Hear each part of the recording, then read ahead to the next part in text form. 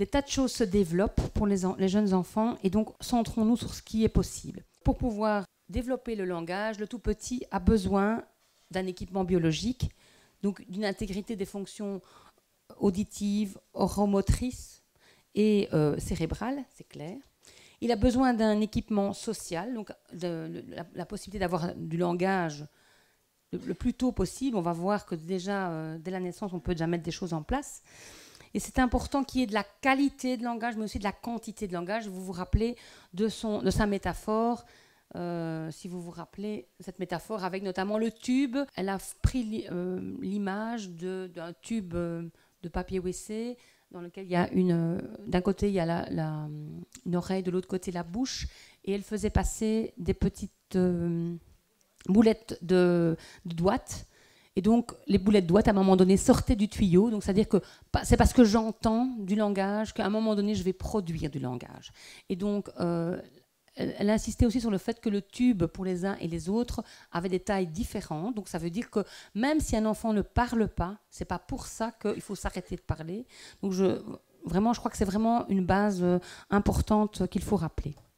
Alors, je vais venir justement au rôle de l'adulte dans le développement du langage. Pour développer le langage, le partenaire le plus important, ce n'est pas les copains, c'est l'adulte. L'adulte, le parent d'abord, évidemment. C'est parce que c'est l'adulte qui met le monde en mots. C'est l'adulte qui construit les éléments, les catégories, qui va aider à construire les catégories, les éléments du monde. Et donc, comme dit Agnès Florin, c'est l'adulte qui met le monde en mots, qui dénomme. Alors, ça se passe dès les premiers moments. Je ne sais pas si vous avez déjà vu des séquences vidéo avec Terry Brazelton, qui est un grand pédiatre américain qui a vraiment fait beaucoup évoluer la perception qu'on avait du tout petit, qui, dès l'accueil, montre aux parents que simplement en s'adressant à ce bébé, déjà, il réagit. Déjà, il y a cette interaction. Le bébé, on le sait aujourd'hui, grâce à l'imagerie cérébrale, le bébé est programmé pour cette interaction. C'est inné. Avant, on le disait, c'est de l'acquis. Non, c'est inné. Cette dimension-là, elle est présente. Alors, on va justement entrer dans une séquence déjà avec des jeunes enfants en milieu d'accueil.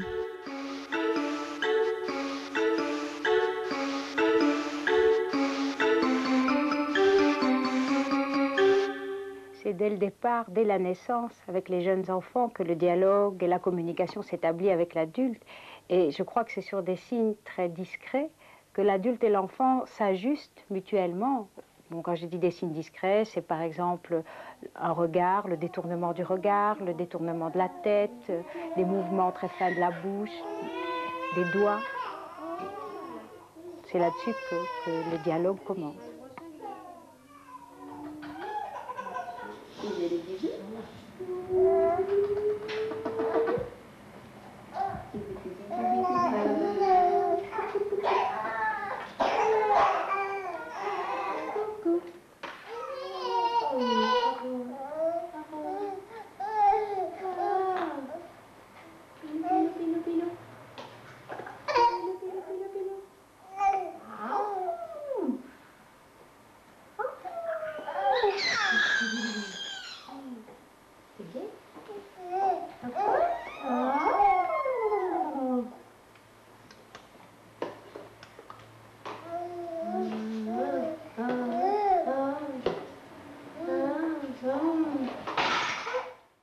Il y a déjà quelque chose qui se passe entre cet enfant et cette péricultrice, des éléments très très importants au niveau de la communication, notamment dans le non-verbal, mais qui sont essentiels. La communication, elle n'est pas que verbale, elle est verbale et non-verbale, et c'est indispensable qu'on développe les deux dimensions.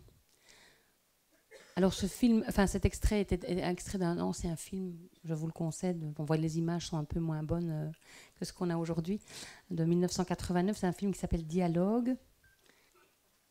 Quand on voit les expressions du jeune enfant, déjà, il nous dit déjà des choses. Et donc, cette préférence par rapport à ces éléments-là va se mettre en place dans l'interaction avec l'adulte. C'est parce que l'adulte va sélectionner certains des éléments. Vous savez que, par exemple, quand les enfants, on dit il sourit aux anges, pourtant il dort hein, quand il fait ça généralement. Hein, c'est des bébés de 2-3 mois. On dit il sourit aux anges, donc il n'est pas dans une situation d'interaction à ce moment-là. Et c'est parce qu'à un moment donné, l'adulte, le parent, la péricultrice et d'autres vont réagir d'une manière préférentielle à ce geste, si je puis dire, du visage, à cette mimique du visage, que le bébé va être encouragé à le faire. Donc voilà, et donc ça se fait entre guillemets quasi naturellement, si ce n'est que, par exemple, si le parent n'est pas bien, si le parent est en difficulté, eh bien, il risque de ne pas être dans cette interaction-là. Hein, il risque d'avoir un visage non expressif, et donc les bébés, entre guillemets, risquent de perdre cette possibilité d'interaction. Ça, en tout cas, c'est important en tout cas de dire qu'à la crèche, on peut aussi être stimulé cette dimension-là. Alors, peut-être aussi rappeler que l'espèce humaine est la seule espèce, plus exactement, qui supporte le regard les yeux dans les yeux. Chez tous les autres mammifères, c'est perçu comme un comportement agressif. Alors évidemment, le bébé a une capacité limitée pour le faire, donc c'est-à-dire que il va apprendre à le faire, mais voilà, c'est quelque chose qui va venir progressivement. Donc les yeux dans les yeux, c'est déjà un premier départ pour la communication. C'est évidemment à travers toutes les expressions là qu'on voit du visage, c'est évidemment l'attitude de l'adulte qui est fondamentale et sa capacité qu'on énonce en disant capacité de contenance de l'adulte par rapport aux sensations, par rapport aux émotions des tout petits.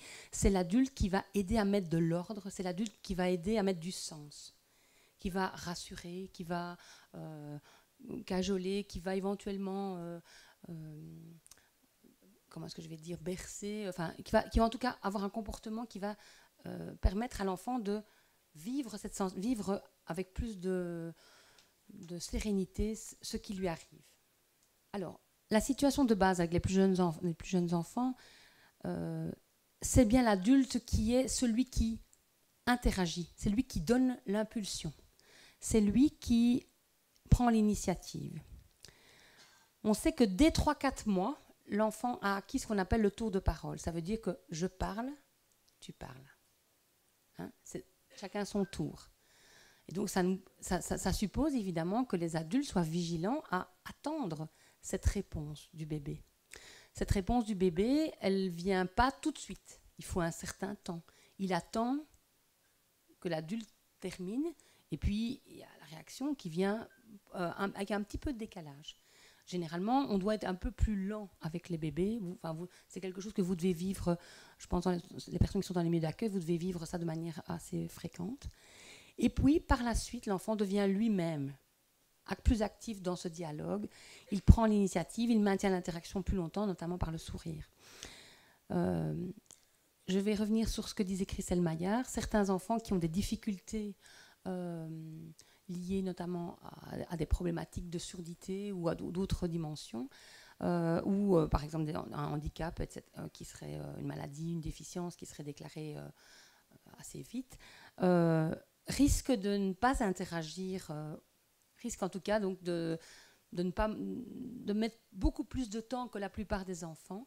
Mais donc il reste important pour ces enfants-là de continuer à intervenir, même si l'enfant ne réagit pas. Continuer, ça va. Donc c'est vrai que par exemple, on se dit que vers 6-7 mois, oui, la plupart des enfants font une série de choses. Et si les enfants ne le font pas, il faut continuer à être à l'initiative. L'idée, c'est vraiment de leur envoyer un accusé de réception. Voilà, je te parle, j'attends ta réaction et je vais réagir. Donc je vais lui laisser un petit peu de temps pour avoir cet accusé de réception. Donc pouvoir attendre, c'est notamment regarder, sourire, rire, être attentif, observer les réactions. Alors on va venir avec des plus grands maintenant. Donc de nouveau un petit extrait du film Dialogue. Attends, maman, c'est quoi la bouteille? Il y a quoi là? Un biberon qu'il y a là. Oui, c'est un biberon des bébés. Le petit copain, oui. Voilà, que tout à fait, je suis ta bouche. Ah non, tu veux rester debout, toi. Tu regardes par là. Assieds-toi. Tiens-toi, alors. Tiens-toi. Tiens-toi, si tu t'arrêtes. Tu vas tomber comme ça, Juliette. Quoi, l'arrosoir? Oui. Donne, mets un peu dans la bouche. Assieds-toi. Tu veux de la crème sur les doigts ou sur les mains aussi? Oui, attends, je vais t'en donner. Je vais te donner de l'autre. Tiens, regarde. Voilà. Tiens. Non, regarde. Mets-les deux ensemble. Frotte les deux ensemble. Voilà. On va l'essuyer. On va essuyer. Oui. Voilà. Très bien. Voilà. Ah non, mais non, c'est fini, on l'a essuyé, c'est assez, hein, maintenant. Oui, Dans cette séquence, on voit combien la péricultrice suit l'intérêt de l'enfant. Et cet intérêt qui est variable. Vous avez vu qu'il est très intéressé par ce qui se passe tout autour de lui, par tous les objets qui l'entourent. Et donc, parce qu'elle suit son intérêt, elle soutient l'interaction, elle lui donne de l'information. Et donc ça, c'est vraiment une attitude de base. On va la développer par la suite. C'est l'importance de s'adresser personnellement à l'enfant. C'est-à-dire que souvent, on peut avoir tendance à s'adresser au groupe, à l'ensemble. Et les jeunes enfants n'ont pas cette capacité de se sentir concernés quand on parle au groupe. En première maternelle, non plus. Donc, a fortiori, avant, c'est un peu plus compliqué. Donc, c'est vraiment important de se mettre à sa hauteur, de lui parler doucement, paisiblement. S'approcher et se sentir concerné par ce qui l'intéresse. Et en même temps, à un moment donné, pouvoir aussi l'inviter à quand même faire. On ne va pas suivre tout ce que l'enfant veut faire. Il y a un moment donné, on est dans le moment du change. Ici, pour cet exemple-là, voilà, clairement, on reste dans le moment du change. Mais en même temps, on a pris en compte ce qui l'intéresse. Et qu'est-ce que ça coûte, entre guillemets, d'amener un arrosoir ou éventuellement d'essayer d'essayer la texture de la crème, etc. Enfin, je veux dire, je pense que ce sont des choses assez importantes, en tout cas, à développer. C'est aussi important de compléter les phrases de l'enfant. On a vu ici qu'elle l'explicite. Ah, tu veux ça? Voilà. Et alors, quand par exemple, à un moment donné, il veut encore mettre de la crème, elle lui dit non. Maintenant, c'est fini, on a terminé. Donc, quelque part, elle continue l'expérience. C'est aussi important de féliciter les succès, d'expliquer, de prévenir ce qui va se passer par la suite. Alors, peut-être savoir aussi que les bébés comprennent leur prénom vers l'âge de 3 mois. Ce qui veut dire que c'est important de les appeler par leur prénom. Très souvent, les adultes, parents y compris, ont tendance à les appeler mon bébé, mon petit amour pour les parents, etc. Et nous, les adultes, on a parfois envie de dire le bébé a fait ceci, bébé a fait cela. Mais donc, si on les appelle par leur prénom, c'est quelque chose qui va se mettre en place assez rapidement. Dans les attitudes de base de l'adulte, je vais développer 3 types d'attitudes qu'on observe en milieu d'accueil. Et donc, il y en a qui sont plus efficaces que d'autres. Et c'est donc à nous de nous poser la question, tiens, quand je suis dans l'accueil avec les enfants, vers quoi je suis beaucoup plus centrée et comment est-ce que je peux être attentive à développer peut-être certaines qui sont plus efficaces que d'autres. Donc, une des premières, c'est de faire naître la conversation. Ça veut dire donner la possibilité à l'enfant de prendre la parole. Donc, ça veut dire pouvoir attendre, comme je l'ai déjà dit. C'est l'importance de répéter le discours d'une manière plus élaborée, évidemment, parce que ce que l'enfant va vous dire, par exemple, je vais donner un exemple, maman biscuit, par exemple, maman biscuit, hein, ça peut vouloir dire plein de choses, cette petite phrase, ces 2 mots-phrases. Ça peut vouloir dire je veux un biscuit. Hein. Ça peut vouloir dire le biscuit est tombé à terre et il faudrait que tu le ramasses. Hein, maman biscuit. Ça peut vouloir dire tiens, le biscuit, je n'en veux plus. Hein, ça peut être ça. Donc, vous voyez, derrière, ça veut donc dire que dans le contexte, l'adulte va pouvoir donner des informations supplémentaires que le bébé, que le jeune enfant est incapable d'exprimer par lui-même. Mais nous, les adultes, nous pouvons ajouter des éléments qui vont faire que l'enfant va préciser par la suite. Mais si on ne lui dit pas, si on ne répète pas, si on ne donne pas cette information supplémentaire, eh bien, voilà, on va rester à maman bicuit.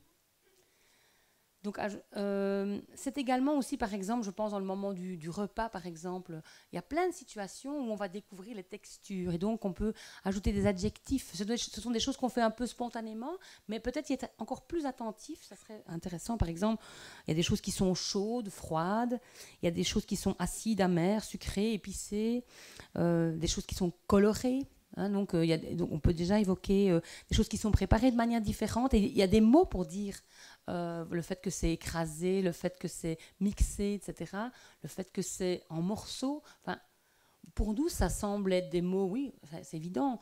C'est peut-être pas important comme ça a priori, mais pour développer le langage, ce sont des tas de situations où on peut aller rajouter du vocabulaire.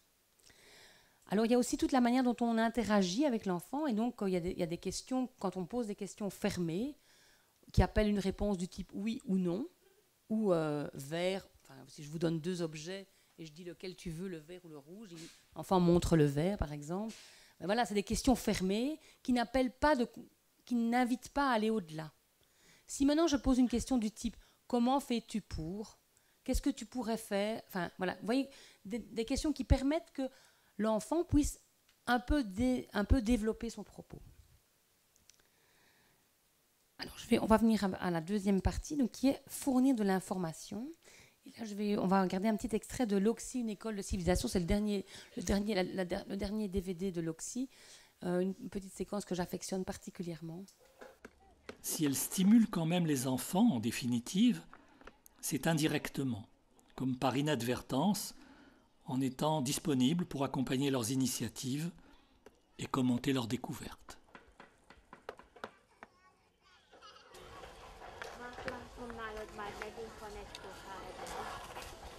Teszek még ide egy kis homokot, meg a másik asztalba is majd, jó? Ezt is valaki nagyon megpakolta.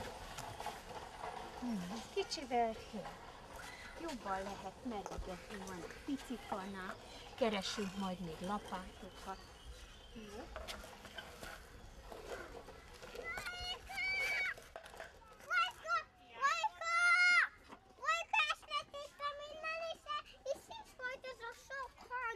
Ne nyúljál be közéjük, nem csípnek ezek talán, de nem szeretik, hogy megbolygattad nekik az otthonukat. Látod, hogy össze-vissza futkosnak, föl, le, nem találják most igazából a helyüket.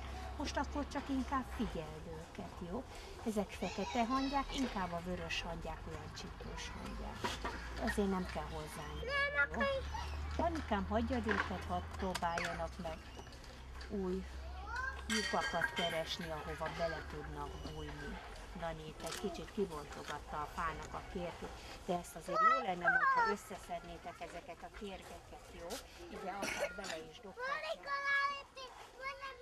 Hát most oda került a talpam alá.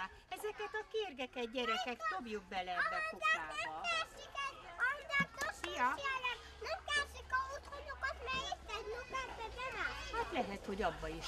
Voilà, un tout petit élément, un tout petit incident dans le jardin, et vous avez vu la quantité d'informations qu'elle a ajoutées aux enfants. Donc c'est à la fois du langage, à la fois des concepts qui sont. Hein, donc ça veut dire qu'elle. Vous avez vu son attitude qui est une attitude de commenter tout ce qu'elle fait. Donc, notamment quand elle est au bac à sable, donc elle dit pourquoi elle fait ça, elle dit que ça va les aider à mieux piocher, etc. Donc elle explicite pourquoi elle fait les choses. Et en plus, si je reviens maintenant à la situation avec les fourmis, là, elle donne des tas d'informations. Vous voyez, les fourmis noires, les fourmis rouges, le fait qu'elles se cachent, qu'elles ont différents trous. Enfin, elle a donné énormément d'informations. Donc c'est une situation riche en soi. Et donc, on a plein de situations comme celle-là, dans le cadre d'une promenade, dans le cadre d'une activité dehors, etc. On peut vraiment avoir plein de petits événements comme ceux-là. Bon, ça se passe aussi dans le milieu d'accueil, hein, on renverse le verre, on peut commenter le fait que le verre est renversé sans nécessairement se fâcher, mais voilà, et on va chercher une lavette, etc. Donc, vous voyez, il y a moyen, je pense, d'utiliser toutes les situations pour rajouter du langage. Alors, plutôt que de diriger les comportements, ce qui est dans les études, alors il y a différentes études qui ont été faites dans différents milieux d'accueil. Une étude qui a été faite en France par Karen Thébaudin montrait que les adultes ont tendance, mais c'est une tendance qu'on voit à l'école maternelle aussi, à plutôt diriger les comportements, à plutôt dire « fais ceci, fais cela, ce n'est pas bien, regarde, je t'explicite ces vers, etc. » Mais vous voyez, ce sont des contenus au niveau du langage qui sont vraiment beaucoup plus restreints. Enfin, quelque part, quand je dis ce n'est pas bien, c'est comme cela, etc., comment est-ce que l'enfant peut interagir avec moi? Vous voyez que d'autres situations peuvent inciter l'enfant à participer également, à lui-même ramener des hypothèses de ce qu'il fait dans sa tête. Avec les plus grands, je voudrais donc encore redire des éléments importants. Donc on a souvent tendance à être dans le collectif, je l'ai déjà dit, mais donc essayons d'éviter au maximum ce côté collectif. Pour le langage, c'est vraiment quelque chose qui ne soutient pas le développement du langage, parce que quand on parle à un grand groupe, ça veut dire que voilà, certains enfants vont se sentir concernés, certains enfants ont besoin de plus de temps, et donc on va en fait sélectionner ceux qui ont déjà entre guillemets, qui sont beaucoup plus stimulés à la maison. Or, ce qu'on vit, c'est essayer de travailler avec tous les enfants. Hein, et donc, j'étais un peu surprise. Voilà. Inviter à enlever la tétine, évidemment, c'est clair que ça peut aider aussi à parler plus facilement. C'est donc important de privilégier cette logique d'adulte et enfant. Donc il y a plein de moments, tous les moments de soins, etc., sont souvent des moments à deux, donc privilégions ces moments-là.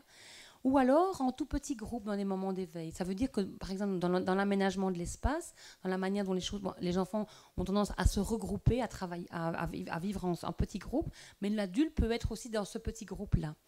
C'est intéressant aussi parfois de faire des petits groupes que vous initiez, notamment des groupes d'intérêt ou des groupes de développement langage proche. Je vais parler de ce qu'on appelle l'expérience Parler Bambin. Je ne sais pas si vous en avez déjà entendu parler.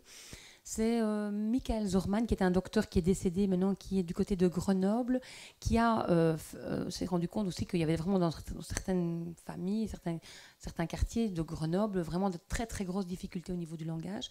Et donc ils ont essayé de mettre en place des tas d'actions avec les milieux d'accueil pour vraiment développer ce langage, donc dans ce projet qui s'appelle Parler Bambin, où en fait les parents sont impliqués dans la dynamique, où on invite les parents à décrire, à 23-24 mois, quels sont les mots que l'enfant comprend du point de vue du parent, que ce soit dans sa langue, donc s'il ne parle pas la langue, ou dans la langue française, et on fait ça permet de dire, voilà, il y a des enfants qui sont plus ou moins... qui maîtrisent plus ou moins X mots, d'autres qui en maîtrisent moins. Et donc, on a toute une série, tout un groupe qu'on appelle les petits parleurs. Ça ne veut pas dire qu'ils ne vont pas parler, qu'ils vont continuer à parler peu, mais plutôt qu'ils vont sans doute développer par la suite. Mais c'est la manière dont l'adulte va organiser les situations qui va faire que cette possibilité de parler davantage va être encouragée ou pas. Et donc, ce qu'il propose de faire, c'est que les enfants qui ont un niveau de langage proche, donc plutôt que de mettre un qui parle très bien et deux qui parlent moins bien, donc de mettre 3 enfants qui parlent pas beaucoup, et de les mettre avec l'adulte dans une situation avec des objets, un livre, etc. Enfin bon, on peut éventuellement, dans le cadre d'une promenade ou autre chose, et de les inviter à parler. Alors, de les inviter à parler, ça veut dire, l'adulte s'occupe préférentiellement de ces 3-là. Alors, c'est peut-être moins gratifiant pour l'adulte, parce que quand on a souvent un enfant plus grand qui parle déjà beaucoup, on a très envie de continuer la conversation avec lui. Mais donc, ça veut dire que c'est lui qui occupe notre oreille, et donc les autres ne sont pas stimulés. Alors que si on est dans une situation où on met 3 enfants de niveau proche au niveau langage, eh bien, on va pouvoir soutenir ces 3 enfants-là. Et donc, Et ils vont pouvoir parce on va aller les chercher si vous voulez. Donc on va aller chercher, qu'est-ce qu'il y a sur la table? Ah ben voilà, il y a 2-3 Playmobil, etc. par exemple. Et donc l'enfant parle, l'enfant vous les donne, il tient, ah ben tiens, je te donne le petit garçon, voilà. Et puis progressivement, c'est parce qu'à un moment donné, on interroge l'enfant avec des questions ouvertes, eh bien on va pouvoir développer davantage de choses. Donc toute une série de supports qui peuvent aider. Et donc ce que l'expérience par les bambins met en évidence, c'est que quand on fait ça, ces enfants-là rattrapent le groupe. Enfin, rattrapent, c'est pas une course, hein, mais en même temps sont stimulés, alors que si on les laisse dans le groupe global, ils seront beaucoup moins stimulés. Voilà. Et donc après, ils vont avoir envie de parler. Donc l'idée, c'est de permettre à chacun d'avoir la possibilité de parler. Donc il y a un temps, un espace qui est disponible pour ça, et d'être sollicité personnellement. Donc c'est tout ce que je vous ai dit jusqu'à présent, donc par exemple s'approcher de l'enfant, etc., aller s'adresser par son prénom, c'est l'inviter à « je te parle à toi ». Anne, c'est à toi que je parle. Ce n'est pas au grand groupe que je parle. Donc, clairement, l'enfant sait que l'interaction, elle est pour lui. Alors, venons maintenant à la question des usages du langage. L'objectif du langage, c'est donc de soutenir l'interaction et de développer la communication verbale et non verbale. Je pense que j'ai suffisamment développé jusqu'à présent ce point. Les usages du langage, c'est aussi de développer des concepts, de développer toute la dimension cognitive, donc de développer de dénommer le monde physique et le monde mental. Et donc, pour pouvoir expliquer ce que je vois, ce que je fais, j'ai besoin de mots, mais pour pouvoir aussi exprimer ce que j'ai dans la tête, les peurs, les éléments, ce que je me fais comme réflexion, etc., je vais avoir aussi besoin de mots. Et donc, la période 0-3 ans, c'est une période où on acquiert tout ce bagage-là pour pouvoir le faire. Comment ça se construit finalement un concept? Ça, c'est du pain. Vous êtes d'accord avec moi? Ça aussi, c'est du pain. Pain azime, pain noir, un autre type de pain, des tartines grises, des chapatis, c'est des pains indiens, pain turc, des pains chinois, des pains représentés encore autrement, des baguettes, c'est des pains aussi, banane, même chose. Tout ça, c'est de la banane. Pour nous, c'est évident que c'est de la banane. Nous, on connaît ces mots-là. On a déjà vécu pas mal de situations avec ces bananes. Mais le bébé, le jeune enfant, il est en train de construire le concept banane. Et donc, évidemment, si si je présente la banane uniquement en compote, enfin, je veux dire écrasée, etc., le concept banane, ce sera ça. Si maintenant il a l'occasion de voir d'autres concepts banane, d'autres représentations de la banane, on va pouvoir élargir. Et donc c'est parce qu'il va être en contact avec de multiples représentations réelles. Hein. On n'est pas obligé d'aller avec des photos, on peut très bien utiliser des tas d'éléments du quotidien pour le faire. Mais donc, plutôt que de simplement montrer la panade, on peut aussi montrer que dans la panade, on met de la banane. Et la banane, voilà, on peut la voir physiquement. C'est comme ça c'est parce que l'enfant va entendre au moins 5 fois le mot au moment où il est prononcé dans un contexte, mais aussi le fait qu'on va varier les contextes, que le concept va progressivement être intégré par l'enfant. Et qu'effectivement, ben voilà, le mot banane va prendre du sens. Alors, il y a des mots, évidemment, que les enfants connaissent très très vite. À l'âge d'1 an, ils comprennent à peu près une trentaine de mots. Donc ça veut dire que c'est toute une série de situations, il y a des mots du quotidien qui ont été sélectionnés parce que l'adulte les utilise beaucoup plus que les autres. Je vais revenir sur les chiens parce que les chiens c'est très complexe. Hein. Pourtant ça a l'air d'être facile et ça intéresse beaucoup les enfants, mais il y en a beaucoup de sortes. Hein, et ils se représentent et ils ne sont pas tous les mêmes. Hein, vraiment.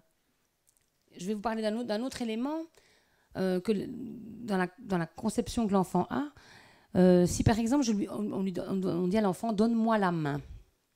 Alors pour nous c'est évident que la main c'est ça, mais pour le jeune enfant c'est pas ça au départ. Au départ c'est beaucoup plus global. Donc ça veut dire que souvent donne-moi la main ça va être tout le bras, parce que quand vous l'invitez à faire ça, vous ne lui montrez pas simplement, enfin vous voyez ce que je veux dire, vous montrez toute la main et donc sa connaissance du concept va se préciser au fil des situations. Et donc, c'est donc important de veiller à ce que nous, les adultes, on les aide à construire leur petite bibliothèque de concepts. Ça prend du temps, ça nécessite des concepts qui se répètent, qui ont du sens. Donc ça dit qu'il ne s'agit pas de commencer à faire non plus voici toutes les images de je ne sais pas quoi et tu es prié d'intégrer le concept. Ce n'est pas du tout ça que je veux dire. Hein. C'est utiliser le quotidien pour pouvoir montrer différentes choses.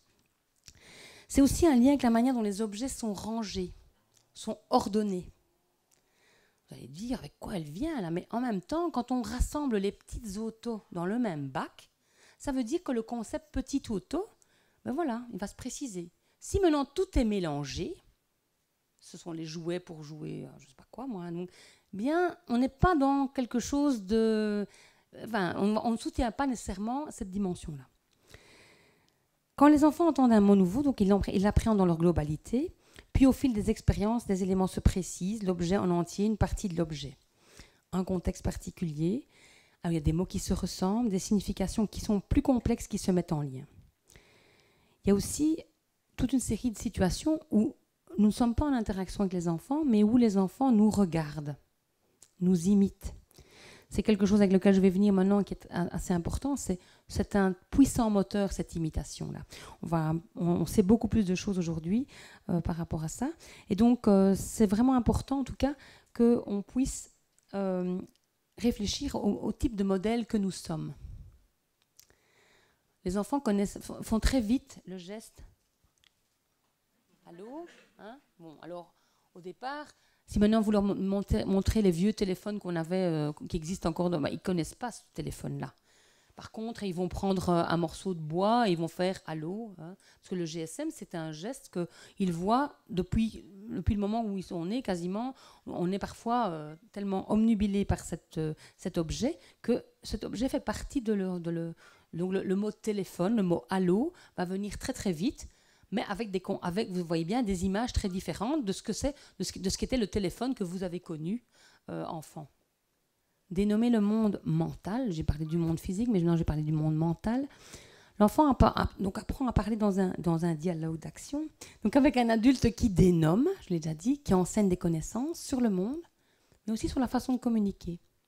Ça veut donc dire que la façon de communiquer, la manière dont on interagit, le fait que, par exemple, à un moment donné, on va mettre de l'emphase sur certaines choses, le fait que, par exemple, on va dire « je ne suis pas d'accord », par exemple, en frappant du pied.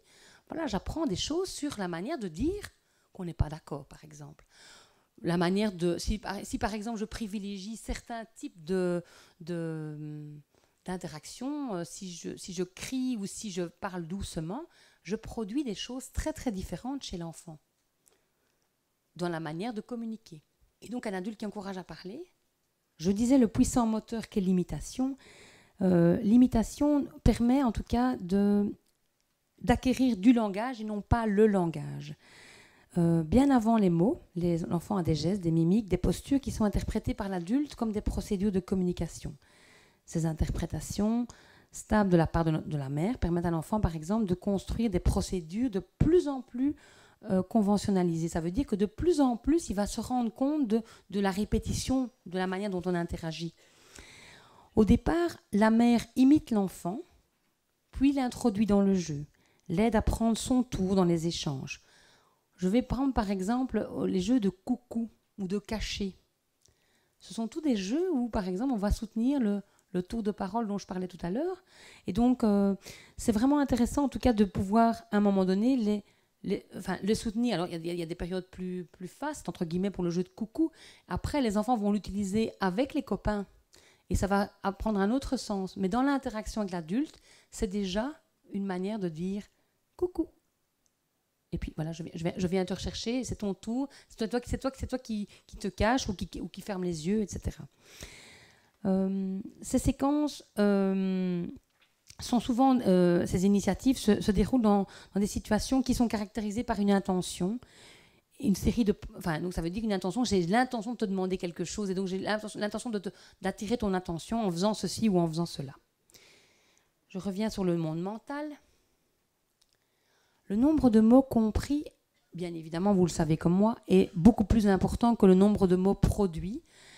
Les 50 premiers mots acquis sont généralement des mots acquis dans un langage en contexte. Donc ça veut dire qu'on a besoin d'être dans la situation du change, par exemple, ou dans la situation du repas, pour que ce mot-là prenne du sens dans cette situation-là. Si maintenant j'utilise, par exemple, j'invente, le mot banane dans la situation de change, il ne va pas nécessairement le comprendre à ce moment-là. Par contre, dans la situation repas, là, ça prend du sens. Mais c'est exactement comme quand vous apprenez une langue étrangère. Hein. Enfin, je vais dire, quand vous êtes confronté à cette situation-là aussi, où il y a des mots que vous allez comprendre en situation. Si vous regardez le film, globalement, vous comprendrez le sens général de ce qui se passe, si les gens sont en dispute ou si les gens... Même si vous ne connaissez pas les mots, mais vous comprenez globalement la situation, parce que le contexte vous aide à... Alors, dans le langage, il y a aussi ce qu'on appelle le curriculum caché. Qu'est-ce que c'est ça ? Le curriculum caché, c'est tout ce qu'on valorise indirectement à travers le langage. Par exemple, le ton qu'on emploie pour dire certaines choses.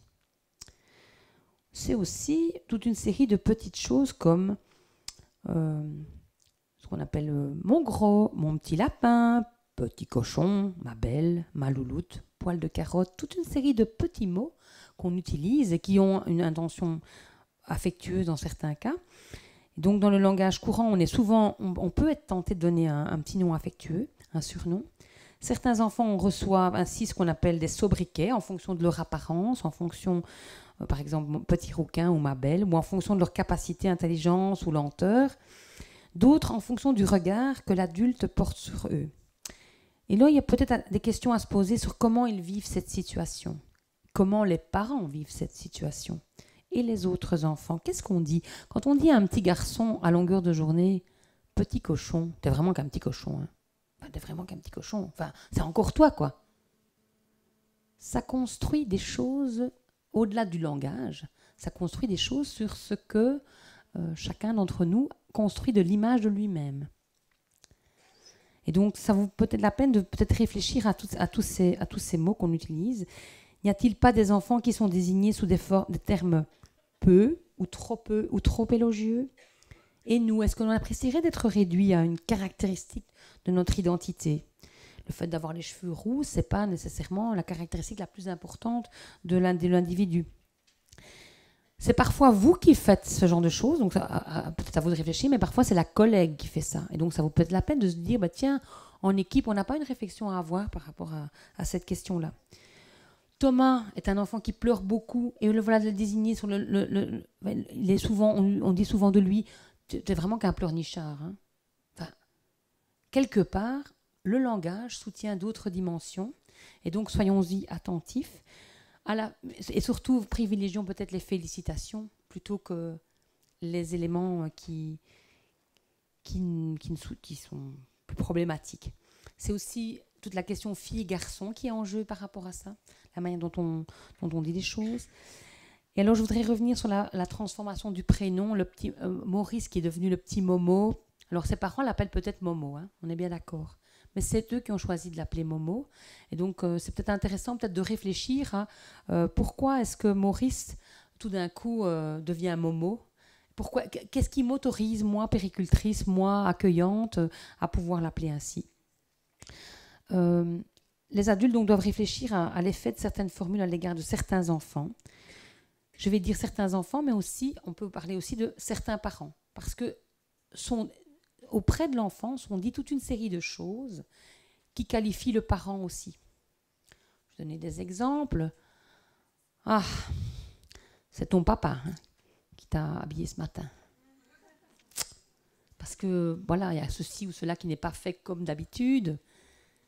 Alors, vous allez dire, ouais, c'est pas grave. Mais à force, on dit des choses sur la relation. Et les enfants, quand je parle de le curriculum caché, c'est toute une série d'informations qu'on envoie sur la famille, qu'on envoie sur l'enfant, l'air de rien.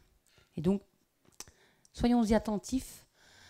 Ce sont des choses qu'on fait parfois de manière inconsciente, mais je pense que, il y a des moments où on peut peut-être faire des arrêts sur image, se dire, je vais peut-être essayer d'y faire plus attention et vous allez voir, ça va diminuer. Alors, j'ai un petit exemple ici aussi d'un petit garçon qui n'est pas d'accord qu'il exprime très, très fort, c'est dans un texte de Filiosa, Isabelle Filiosa. « Bonjour bonhomme, je ne suis pas un bonhomme, je suis Adrien. Adrien, 2 ans et 2 mois, n'aime pas qu'on le définisse. Depuis quelques jours, il revendique son prénom. Quand pour jouer, j'approche son assiette en lui disant « Monsieur est servi », il répond « Je ne suis pas monsieur, je suis Adrien. Adrien existe. » Il affirme son identité, son individualité, sa vie à lui en exprimant ce qu'il veut ou ne veut pas, ce qu'il ressent, ce qu'il vit. Donc les enfants plus grands vont vouloir ça, mais les choses se jouent bien avant déjà, comme je le disais. Je reviens sur les usages du langage.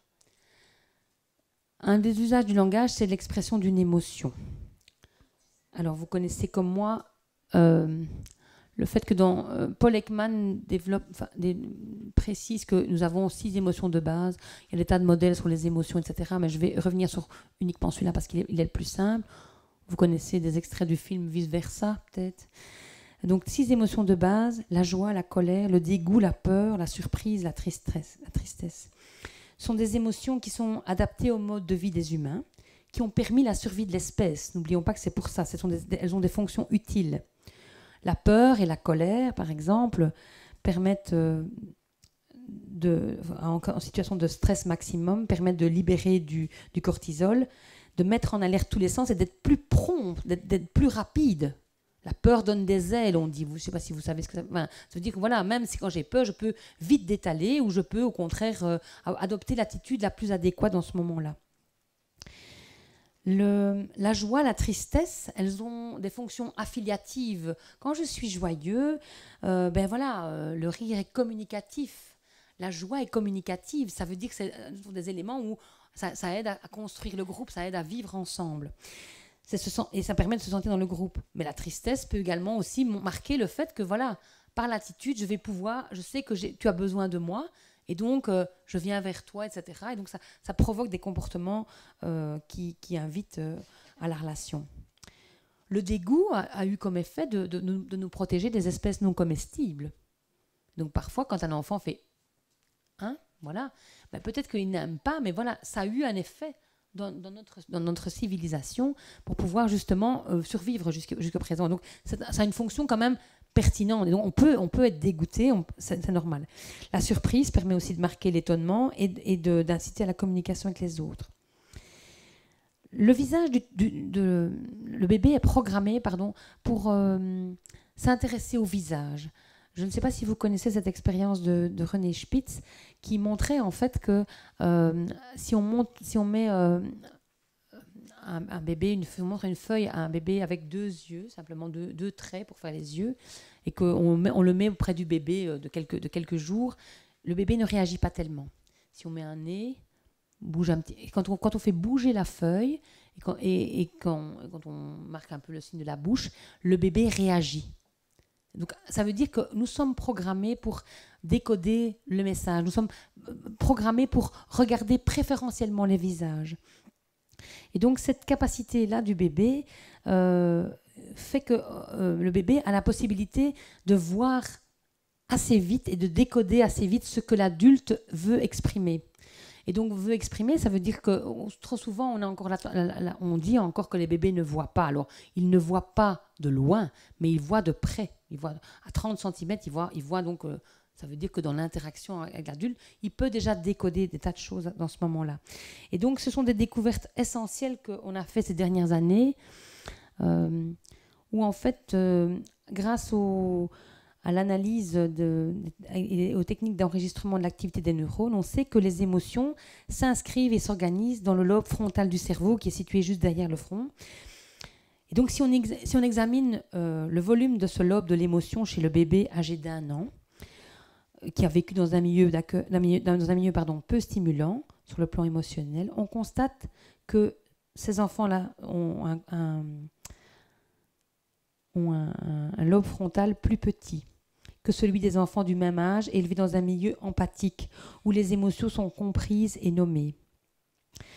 Ces enfants ont la possibilité de récupérer cette possibilité-là s'ils sont placés dans un milieu d'accueil de bonne qualité, ou dans une famille d'accueil, en tout cas dans un milieu stimulant, pendant un certain temps. Mais il arrive que des enfants qui vivent cette situation de carence, donc où justement l'émotion n'est pas suffisamment prise en compte, etc., ces enfants ça peut avoir des effets irrémédiables. Mais bon, évidemment, c'est plus la situation perdure, plus la situation est compliquée. On a aussi mis en évidence que le bébé, au-delà des grandes émotions dont j'ai parlé, que le bébé, très très tôt, est sensible à toute une série de petits éléments de nos gestes. Notamment, c'est ce que Daniel Stern appelle les affects de vitalité. Donc, par exemple, on peut faire des gestes de manière brusque, de manière lente. On peut faire des gestes crescendo ou décrescendo. On peut surgir, on peut s'évanouir. Vous voyez, les objets peuvent tout d'un coup apparaître et puis disparaître. Ça peut être la lumière peut être intense, la lumière peut être très très limitée. Ça veut dire que le bébé perçoit déjà ça très très tôt et ça a vraiment beaucoup d'importance sur la construction de la manière dont il construit l'émotion. Et donc le bébé perçoit notamment la façon dont une personne sur son fauteuil se lève d'une manière brusque, vive ou pleine de précipitation, ou bien au contraire lente, etc. Et tous ces éléments-là vont avoir des effets sur la manière dont il vit la situation. Et donc c'est clair que si je vis dans toute une série de situations un peu actives ou stressées ou dynamiques, jusqu'à un certain point, ça c'est supportable. Mais si maintenant c'est tout le temps cette modalité-là qui est en avant, ou au contraire trop atone, trop peu dynamique, ça a aussi un effet sur la manière dont je construis le monde. Pleurer, c'est donc le premier mode de communication du bébé.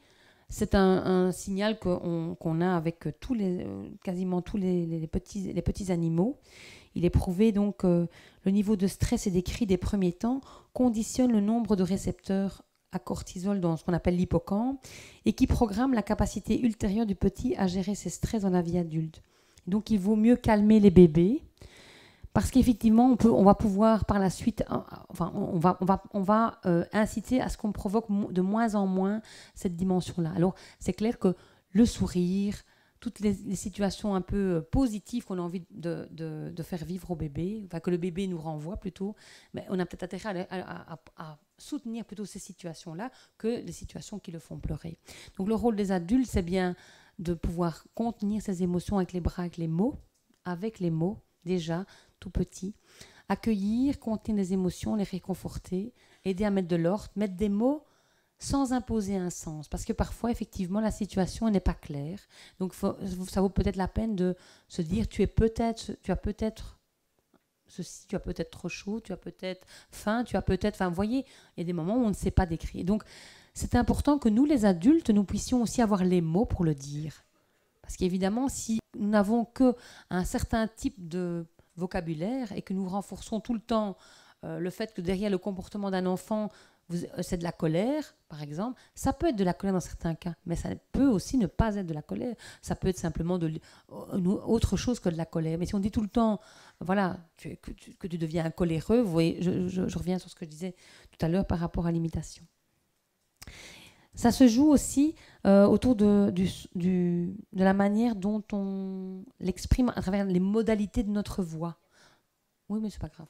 La modalité de notre voix. On peut avoir une voix qui est rassurante ou une voix qui est au contraire un peu irritante, une voix qui accueille ou une voix qui invite à « arrête maintenant, c'est bon quoi, hein, t'as compris ?» Voilà, je coupe l'interaction, etc.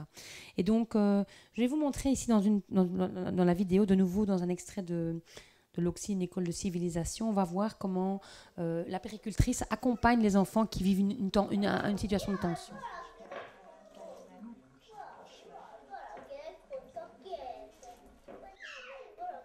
Amy Pickler a toujours invité, les parents d'abord, les nurses de la pouponnière ensuite, à parler aux enfants. Les nurses de la crèche continuent à le faire. Leurs paroles scandent la journée de l'enfant, expriment l'attention qu'elles lui accordent.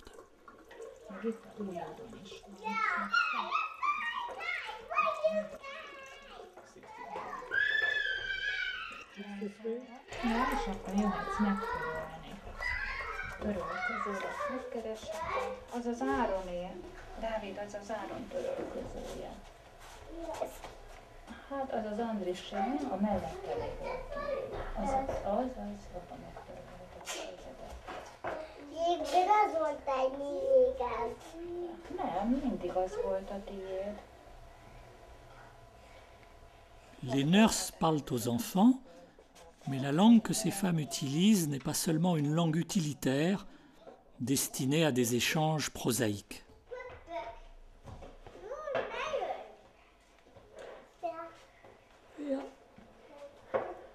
Certains mots qui jaillissent d'elles sont une réponse fulgurante à une tension qui s'installe.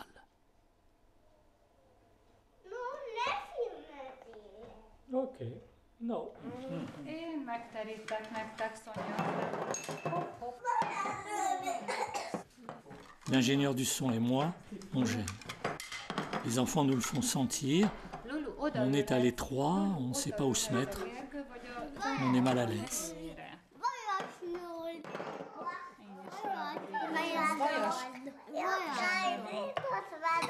Ott látod magadat. Lulu, kicseréled.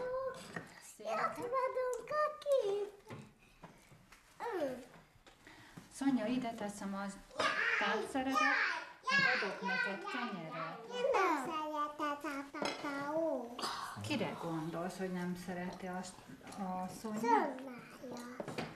Ő a tápszerét szereti a Szonya. Én miért kakaót Ejtem még ezt a pohát. Hát ha útba van neked, akkor elteszem. Útba van. Te is odaférheted. Dani széke és a Dávid szorrétája. Jó étvágya.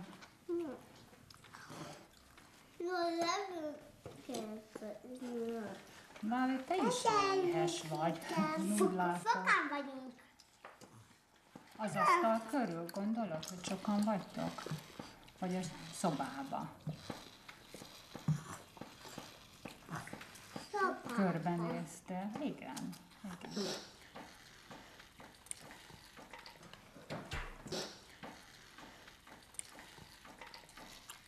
Nincs senki. Az előbb azt mondta, hogy sokan vagytok, most meg nincs itt senki. Nincs itt senki. Te ki itt vagytok? Meg én is itt Nincs vagyok. senki. Rajta. Én is itt vagyok. Igen, te is Ez itt is vagy. vagyok. És már nagyon éhesek Ádám voltatok. Ádám is itt van. Hú, Ádám Otthon az vagyunk. nagy lesz. Sok lesz. Te is itt vagy. Igen. Hova? Te is itt vagy. Hova? A Dani hiányzik, a Gergő hiányzik. Csak máma nem megy be. Kristóf, ő már nem jár ide, és már elment óvodába. Miért? Mert már olyan nagy fiú lett. Miért olyan a fiú lett? Megnőtt. Óriási? Hát olyan óvodás korú lett. Jaj, egy pici baj van a szemben. Vagy vaj. Vaj. Kukulikú! Kukulikú! Dávid, szerintem először egyetek, és utána... Dávid, először egyetek, aztán utána kukorékolhattok. Kukulikú! Kukorékolni enni is nagyon nehéz, Kukulikú! szerintem. Kukulikú! Itt van a kaka. L'empathie des nurses. Les mots justes qu'elles trouvent pour contenir les émotions, pour dissiper le trouble. Il y a une minute, l'atmosphère était pesante, on était prêt à partir. Yutka est intervenue et c'est fini. Les enfants ne font plus attention à nous, on est admis. Összekócoltam a hajadat.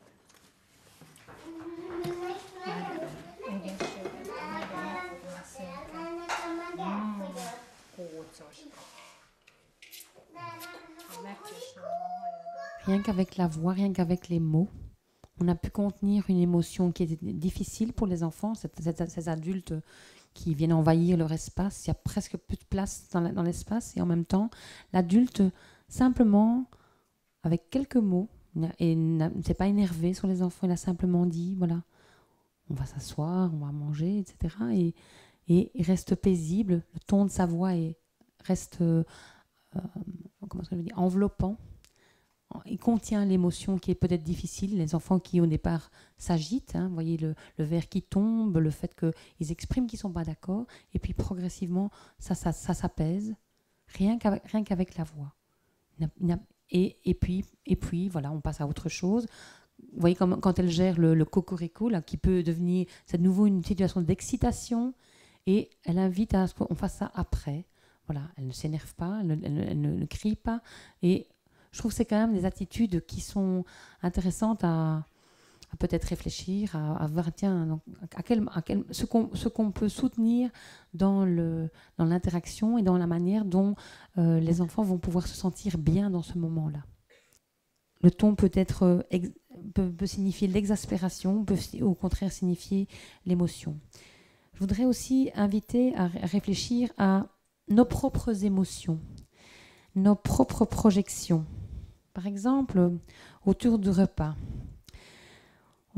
Certains enfants n'aiment pas certains légumes. Il y a des légumes que moi non plus, je n'aime pas. Il y a des légumes que vous non plus, vous n'aimez pas. Et souvent, on peut avoir, dans notre attitude, dans notre manière de faire, comprendre que les enfants, c'est normal. C'est des chicons. Enfin, excuse-moi, mais on ne sert pas des chicons aux enfants. J'ai déjà entendu ça en milieu d'accueil. On ne sert pas des chicons aux enfants. Et voilà. Et donc, si nous-mêmes, les adultes, nous avons l'impression que les chicons, c'est pas bon, etc., on envoie le message, l'air de rien, par notre manière de parler, par notre manière de dire les choses. Donc, et même si on n'emploie pas le mot chicon, même si on n'emploie pas la manière dont on va soutenir ce moment-là, va faire que les enfants vont avoir envie ou pas. Je vais donner d'autres exemples, d'autres projections. On a parfois on n'aime pas certains petits animaux. Les escargots, c'est gluant. Hein. Mais ce n'est pas ça les dégoûtants tout le temps. Les escargots, c'est par exemple une formidable découverte. On peut regarder les escargots, comment ça fonctionne. Et les enfants sont très intéressés par ça. Mais si nous sommes avec nos propres émotions, comme quoi c'est dégueulasse, jette ça. Ben voilà, on a sans doute perdu une occasion d'avoir un moment d'exploration et un moment de découverte de choses. Et où à un moment on peut parler. Et on n'est pas obligé nécessairement de prendre l'escargot en main. Mais on peut simplement se dire à distance, on va le regarder. Et puis après, on pourra réévoquer cette situation-là à travers un livre, à travers une chanson, etc. Donc franchement, il y a peut-être des réflexions à avoir sur les vers de terre, sur les araignées. Alors j'entends bien qu'on a parfois des phobies par rapport à certains petits animaux, mais voilà, à nous de réfléchir peut-être à qu'est-ce qu'on envoie comme message. Ce sont des émotions, ce sont des choses qu'on construit dès la toute petite enfance, la peur de l'araignée, etc. Et nous sommes en partie responsables de celle-là. Alors, je reviens au PowerPoint. Donc, j'ai déjà développé ces 3 points-là. Je vais venir sur le langage qui sert à tisser des liens. La partie expressive. Alors, mais dans la tas de communication, nous avons l'occasion d'utiliser les mots pour dire bonjour, salut, au revoir, merci, s'il te plaît, attention. Il y a toute une série de rituels de courtoisie qui se mettent en place où l'adulte est un modèle. Alors souvent, on peut parfois avoir... on a souvent même tendance à reconnaître les autres adultes comme étant des partenaires de communication et on va venir dire bonjour à la collègue qui est là. Et les enfants qui sont là, on peut aussi peut-être leur dire bonjour. On peut peut-être aussi leur dire ils sont aussi des partenaires de communication. Alors il y a aussi dire merci. Ce sont toute une série de comportements de courtoisie qu'on a envie que les enfants intègrent. Mais là, encore une fois, il ne s'agit pas nécessairement de leur apprendre ça, mais d'être le modèle. Si nous sommes le modèle auprès des enfants, si quand l'enfant nous tend un objet, on lui dit merci, si on lui demandant quelque chose, on lui dit s'il te plaît, il y a beaucoup plus de chances qu'à un moment donné, le mot viendra de lui-même. On n'a même pas besoin de l'apprendre. Et donc, c'est notre manière d'interagir auprès des enfants qu'il faut peut-être davantage réfléchir. L'usage du langage, et je viendrai surtout par rapport à... C'est aussi de développer l'imagination. Et là, on a de quoi faire.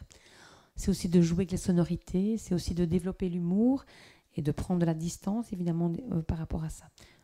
Ces éléments-là, on va pouvoir vraiment les développer à travers notamment les livres, notamment les comptines, notamment toute une série du quotidien. Des conditions, je voudrais revenir maintenant aux conditions très importantes.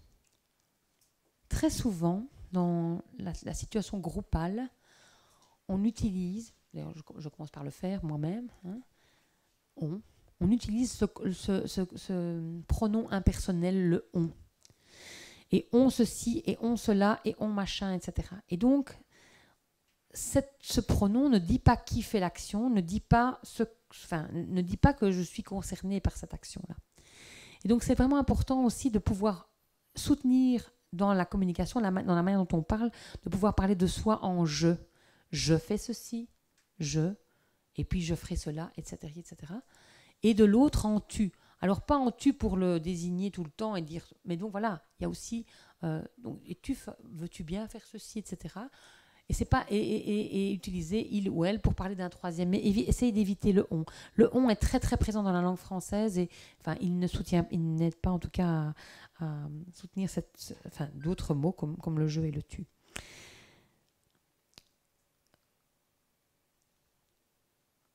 Les expériences de communication avec des objets.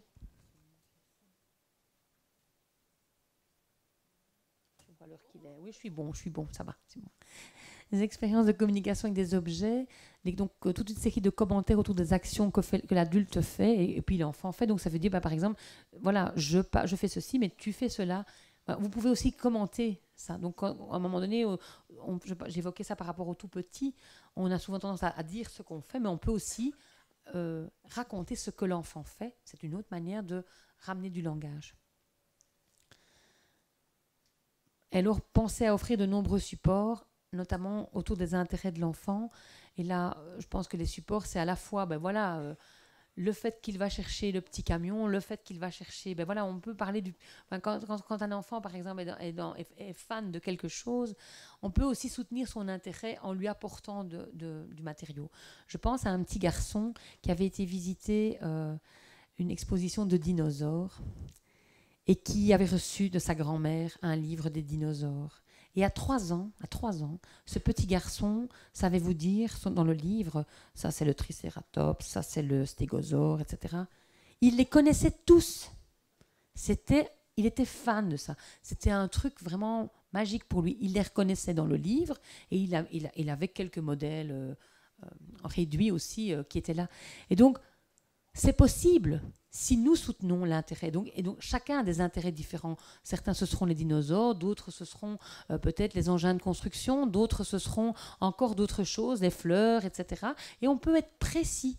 Et je pense que là, on a vraiment un travail de réflexion et de collaboration avec notamment les partenaires des bibliothèques parce qu'elles peuvent nous amener, on n'est pas obligé d'avoir plein de livres sur des tas de choses, mais bon, il y en a un petit qui est très intéressé par ceci, cela. Est-ce que vous n'avez pas un livre qu'on pourrait avoir à la crèche pour soutenir son intérêt, pour soutenir dans notre milieu d'accueil, pour soutenir cet intérêt?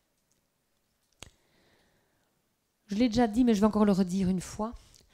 L'importance de la répétition par l'adulte et donc de fournir le bon modèle, de ne pas répéter, de ne pas parler bébé. D'importance de répéter au moins 5 fois le mot dans différents contextes. Prendre un exemple aussi sur le fait que la partie sortie de l'implicite, mon fils était passionné des tracteurs. Il y avait des tracteurs qui passaient devant la maison régulièrement et il devait avoir 1 an et il disait roro, roro, roro, roro, enfin, à longueur de journée. Et donc, on pouvait, pour pouvoir soutenir la communication avec lui, on peut très bien dire roro, roro aussi, le roro. Et on commence à parler bébé avec lui. Et je pense que c'est vraiment important que nous adultes, ok, tu dis le roro, mais c'est le tracteur. De pouvoir reprendre et redire. Et progressivement, le tracteur va devenir le mot que l'enfant va utiliser. Alors, ça ne viendra pas tout de suite, tracteur, parce que c'est vraiment un mot très compliqué à prononcer. Mais voilà. Donc, quand l'enfant montre, parle, exprime, il est important de ne pas toujours comprendre. parfois inviter l'enfant à préciser son idée. Souvent, au-delà de 2 ans, on peut franchement y aller et inviter les enfants à dire « Qu'est-ce que tu veux dire ?» C'est parfois intéressant quand, dans les situations du quotidien, il y a des tas de mots que les enfants prononcent et que nous pouvons peut-être ne pas comprendre. Et la collègue ne peut ne pas les comprendre. Et donc, c'est intéressant que la collègue aussi dise qu'est-ce que tu veux dire? Je ne comprends pas. Alors, évidemment, on ne fait pas ça avec un bébé de 12-13 mois, mais avec un plus grand, on peut déjà inviter à expliquer autrement, pour l'inviter à ne pas nécessairement accepter tout le temps qu'il fournisse le mot qui est facile et qui est utilisé dans le langage avec les adultes familiers. Alors, il y a aussi peut-être des situations qu'on peut aussi qu'on peut travailler aussi et qui peuvent nous donner des indications sur la manière dont on parle aux enfants. Toutes les situations que les jeunes enfants vont développer après 2 ans, donc dans les jeux de faire semblant, nous indiquent nos petits tics de langage, nous indiquent notre manière de présenter le monde, nos petits jurons habituels. Donc ne nous étonnons pas de les retrouver fatalement, puisque comme je vous le disais, les enfants sont de puissants imitateurs. Encore un autre aspect, je l'ai déjà dit, mais je vais encore le redire, parce que ça, si vous ne retenez qu'une seule idée, si c'est celle-là, je serais contente, c'est l'organisation de moments en petits groupes. Et donc, c'est dans l'intérêt des pratiques comme la lecture individuelle en groupe. Nous avons vu des séquences lors du jour 1, des séquences du film de Accès. Autour de ça, il y aura un atelier la prochaine fois pour celles qui veulent approfondir cette question-là. Mais toutes les situations qui amènent à être en tout petit groupe, la promenade, l'atelier en petit groupe, ce sont des moments, je vais dire, qui peuvent nous aider à soutenir le langage. Laisser des silences, laisser du temps pour répondre. Maurice Maeterlinck disait « Le silence est un espace où s'inventent des pensées profondes. Le silence est actif, il ne dit jamais 2 fois la même chose, il ne laisse jamais 2 fois la même impression. » Et rester centré sur la conversation avec l'enfant, parce que évidemment, nous avons pas mal de perturbateurs. Et je viens aux perturbateurs de la communication. Parlons des nuisances sonores qui empêchent et qui viennent perturber ce flot, cette interaction avec les enfants. La radio. Alors, je pense que dans beaucoup de milieux d'accueil, maintenant, il n'y a plus de radio. Parfois dans certains, mais bon, il y a un peu moins. Mais le CD en boucle avec les comptines, c'est pas top non plus. Hein? C'est aussi un perturbateur. La comptine, elle est beaucoup plus intéressante quand l'adulte la chante, quand l'adulte participe avec les enfants. Alors voilà, c'est peut-être bien d'avoir des CD pour apprendre les comptines, mais la comptine en boucle, c'est peut-être à réfléchir. Bon, les jouets bruyants peuvent aussi interrompre des communications entre les adultes et les enfants, mais aussi entre les enfants. Il y a aussi toute une série d'autres types de nuisances. Je suis en train de m'occuper d'un enfant et il y a la collègue qui m'interrompt et qui me parle d'autre chose. Et donc, j'étais dans une interaction avec un enfant et voilà que je suis amenée à changer. Et donc, pour l'enfant, ça a l'air... Enfin, c'est une rupture. Et donc, ça veut dire aussi que ça ne soutient pas, parce qu'on ne sait plus après où on en était. Et lui non plus ne se souvient plus où il en était, puisque ce moment-là est passé pour lui. Et donc, réfléchir à toutes les interruptions qui peuvent interrompre, par exemple, une lecture, le téléphone, la sonnerie, la collègue qui ouvre la porte et qui demande, au fait, celui-là, il mange mixé, ou il mange mélangé, ou il mange séparé, etc. Enfin, toute une série de petites situations qui vont faire qui interrompent la communication. Alors, il y a des moments où on est parfois amené à être interrompu, mais expliquons-le. Expliquons, voilà. Et donc voilà, je vais m'arrêter, la sonnette vient de sonner, c'est le papa qui vient venir, etc. Enfin, c'est papa qui vient. Voilà, ça a du sens. Et expliquons-le. Ne passons pas à l'étape sans... essayons en tout cas de terminer l'interaction avec l'enfant. Alors, il y a aussi autre chose, d'autres situations, des observations. Parfois, on fait, où l'adulte est dans sa réflexion sur l'organisation de la vie du groupe. Et donc, évidemment, on va aller manger. Évidemment. Mais donc, à un moment donné, on envoie des tas de messages aux enfants. Alors les amis, on va aller manger. Ah, les enfants sont en alerte, on va aller manger. Ah, et puis elle rentre. Mais qu'est-ce qu'elle fait celle-là? Qu'est-ce qu'elle nous a fait encore? Ah, d'abord on va ranger. Vous voyez, la séquence c'était, l'intention c'était on va aller manger, on est parti là-dedans, et non, hop, on revient en arrière parce que nous les adultes, nous n'avons pas organisé notre pensée.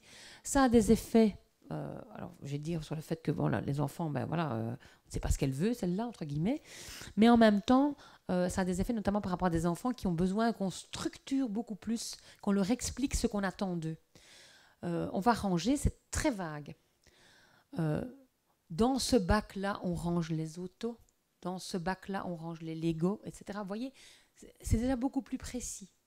Donc, soyons plus précis aussi dans nos communications.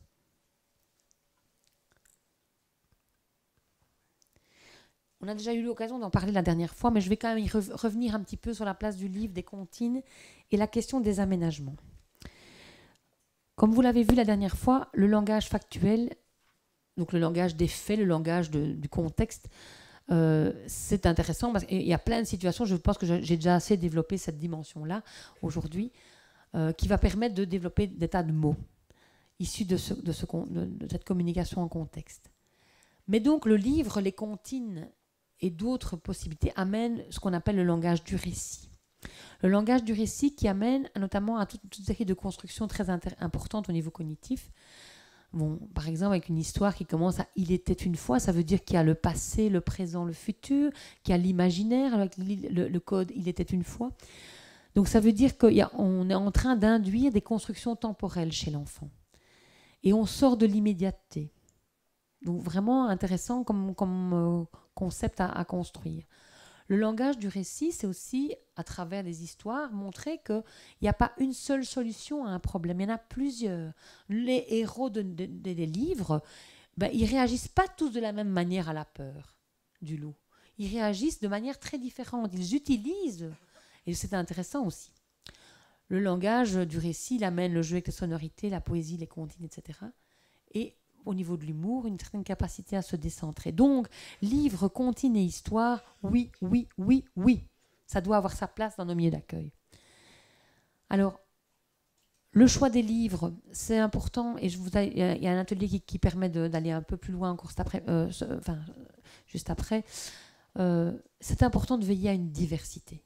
Parce que très souvent, parfois, on reçoit des livres et c'est souvent le même type de livre qu'on a. On a toute la collection des Tchoupi. Alors, je ne suis pas en train de dire que Tchoupi n'est pas bien, qu'on soit clair. Hein. Mais Tchoupi tout seul, c'est un peu pauvre. Tchoupi, c'est intéressant avec plein d'autres choses. Il y a surtout, il y a surtout un marketing commercial qui fait qu'à un moment donné, voilà, on a un certain type de livres qui coûtent pas cher en grande surface. Bon, en librairie spécialisée, il ne coûte pas beaucoup plus cher non plus, mais on a beaucoup plus de variétés, beaucoup plus de choses très intéressantes. On a une littérature jeunesse qui est riche, alors proposons-la aux enfants. Alors, c'est important aussi que les livres, ce ne soient pas des livres seulement quand l'adulte a envie. Il y a des adultes qui aiment bien les livres, il y a d'autres qui n'aiment pas du tout les livres. Donc, il y a des enfants qui vont vivre dans leur journée des moments où il y aura du livre à profusion et d'autres où il n'y aura jamais de livre. Et donc, c'est intéressant que les livres soient accessibles. C'est pour ça que je vais venir aux aménagements, tout en étant protégé, parce qu'évidemment, le livre, c'est beaucoup plus fragile que du plastique, que du bois, etc. Mais en même temps, les enfants peuvent apprendre que c'est un objet qu'il faut utiliser avec délicatesse. Et on peut les aider à utiliser, justement, la situation de livre va nous permettre de découvrir des tas de nouveaux mots. Hein, délicat, il faut aller doucement avec le livre, voilà. C'est intéressant. Je vais revenir sur le fait que j'ai déjà parlé des aménagements, donc de l'organisation des objets, mais c'est intéressant justement d'avoir des aménagements structurés, transparents, qui permettent de soutenir la structuration du monde.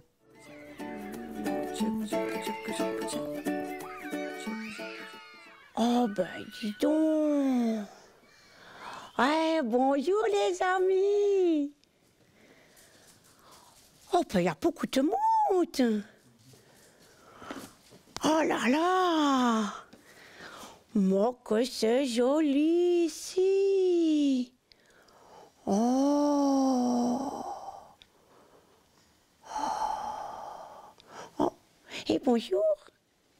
Bonjour l'artiste qui nous vient de Paris.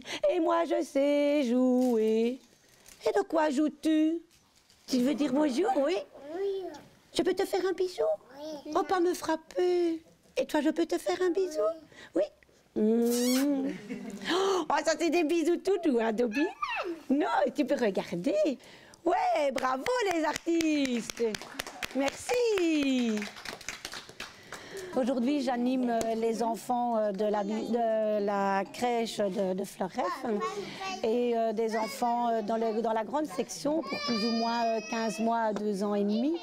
Quand je vois comment les enfants accrochent, ben voilà, c'est le plus beau des cadeaux, je trouve. C'est que les enfants accrochent, c'est qu'ils aiment, c'est qu'il y a un échange à travers le livre, à travers les contes et les histoires.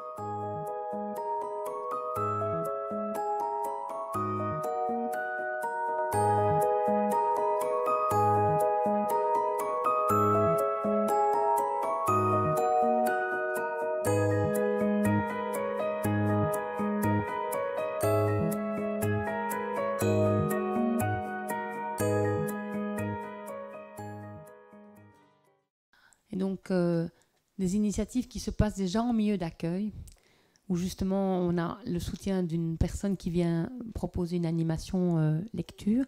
Mais donc cette personne, elle n'est pas, entre guillemets, l'intervenant unique. C'est vraiment important que les autres adultes du milieu d'accueil puissent être partie prenante de cette initiative. Donc, enfin, voilà, il y a beaucoup de collaborations qui naissent comme ça. Ici, Dominique Parmentier qui collabore avec la province et qui fait ce genre d'animation. Ce sont des choses qui sont possibles dans vos milieux d'accueil. Je crois que vous y recourez déjà en partie. Et ça vaut la peine peut-être de se dire, ben voilà, on ne peut pas tout offrir. On ne doit pas, nous, être les adultes qui animons tout le groupe, parce que là, il y a un travail de réflexion sur comment j'interagis avec les enfants. Et donc, ce sont des situations qui méritent en tout cas auxquelles on peut accorder beaucoup d'intérêt. Mais je reviens sur les aménagements, parce que les aménagements autour du livre, pour moi, ils sont vraiment importants.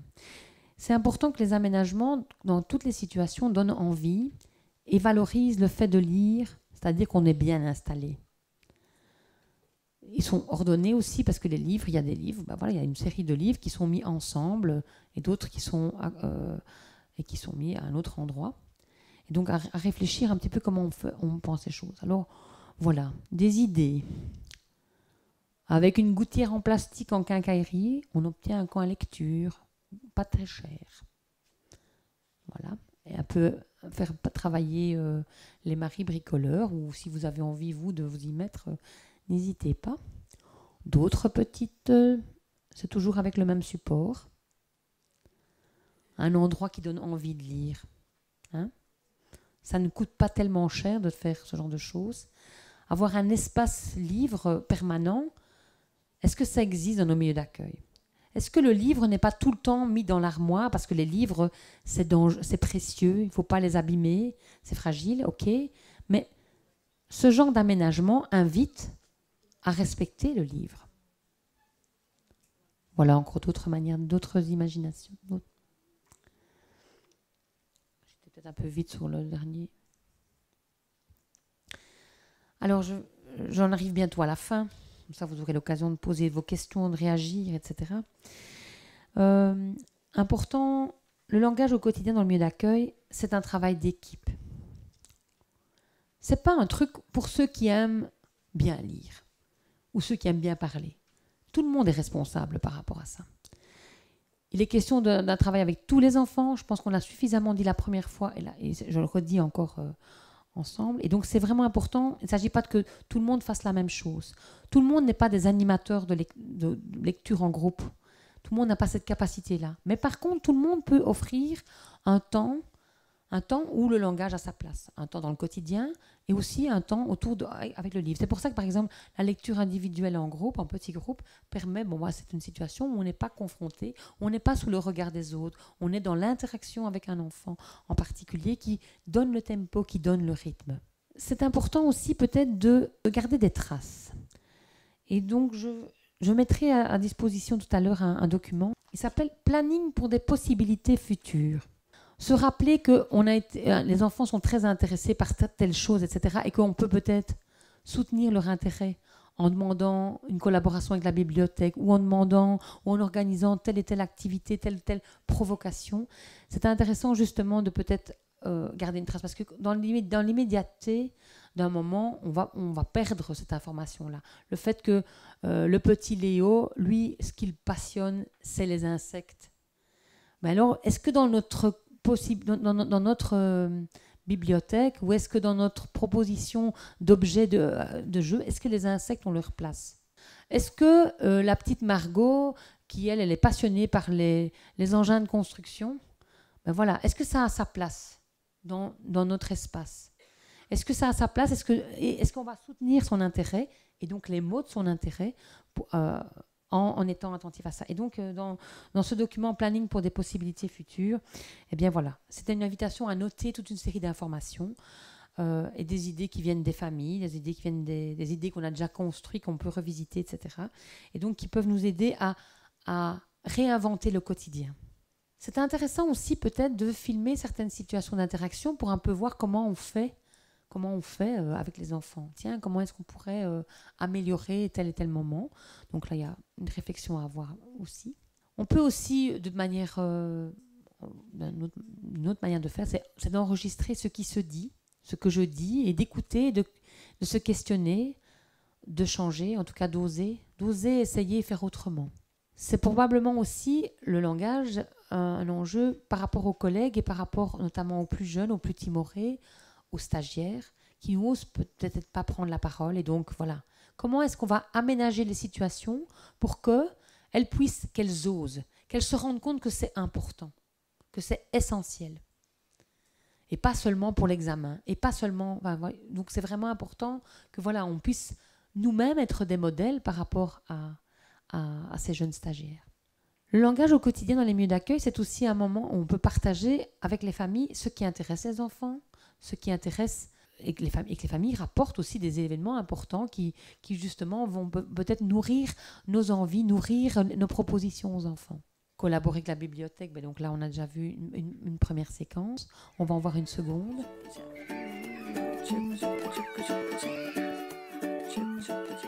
Depuis 2012, nous avons décidé ensemble avec l'équipe, en élaborant notre projet éducatif, de travailler les relations avec les associations locales, les privilégiés.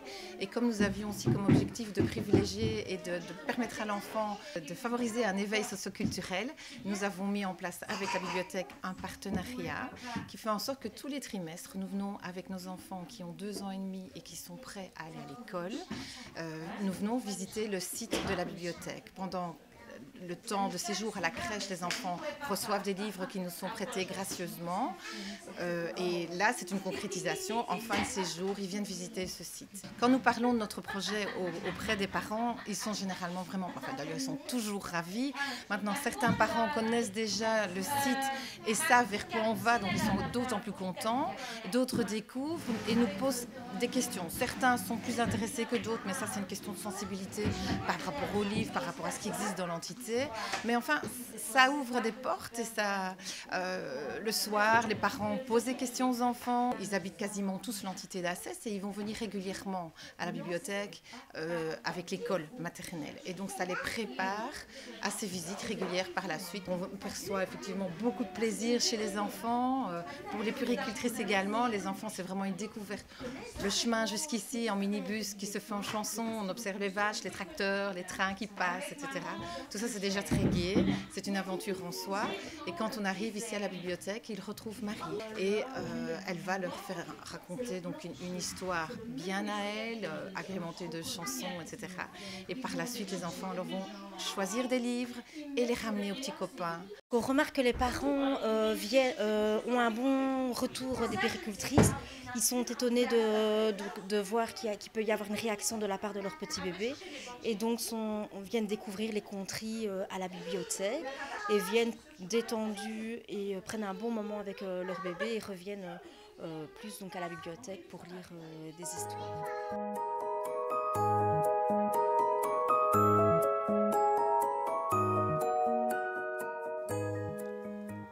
grâce au service audiovisuel, on a pu faire ces 2 petites séquences et qui montrent bien que voilà, il y a des initiatives, elles peuvent être variées. Ici, on va à la bibliothèque, on fait des choses. Il y a un partage qui se joue, qui associe à la fois les enfants du groupe qui vont partir, mais les enfants du groupe qui restent, puisqu'on ramène les livres, mais en même temps, les parents qui, effectivement, qu'on associe au projet et qui ont aussi des possibilités qui leur sont offertes, notamment avec les moments de conterie. Je trouve que ce sont des initiatives assez riches et assez intéressantes et où, effectivement, ben voilà, le livre peut avoir toute sa place. Alors, on peut encore avoir d'autres idées pour amener du livre parce que vous allez me dire le problème, et je sais que c'est ça, c'est le nerf de la guerre, le problème c'est l'argent. Et donc il y a parfois il y a d'autres initiatives qu'on peut peut-être soutenir. Je ne sais pas si vous connaissez les initiatives de boîte à lire. Donc c'est les livres, plutôt que de les jeter ou plutôt que de les mettre au vieux papier, ben voilà, on peut peut-être les faire circuler. Et donc, il y a ces initiatives donc, de boîtes où on dépose le livre et où on sait bien qu'il va rester là. Donc, le livre est protégé et on peut reprendre. Alors, c'est entre la maison et le mieux d'accueil, entre le mieux d'accueil et la bibliothèque, entre les familles. Alors, voilà un exemple de boîte à lire, un autre. Voilà, une cabane à livres. Et donc, j'ai déjà parlé du planning des possibilités futures. Voilà, demain, c'est vous les projets. J'espère que vous en développerez, que chacun d'entre vous ira un petit cran plus loin. Et donc, voilà.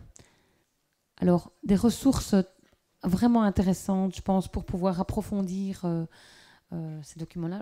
Je vous renvoie vers le site de Accès, qui est un site français, donc Action culturelle contre l'exclusion et la ségrégation. Vous avez vu Marie Bonafé dans les films qu'on a vus la première fois. Et donc, sur le site, il y a énormément de ressources. Je pense que ça vaut vraiment la peine d'aller. Ce sont de bonnes adresses. Il y a aussi une association qui s'appelle Lire à Paris et qui a aussi un livre avec un site avec plein d'autres ressources. Je voudrais aussi signaler un livre que je trouve particulièrement intéressant qui s'appelle « On ne lit pas tout seul ».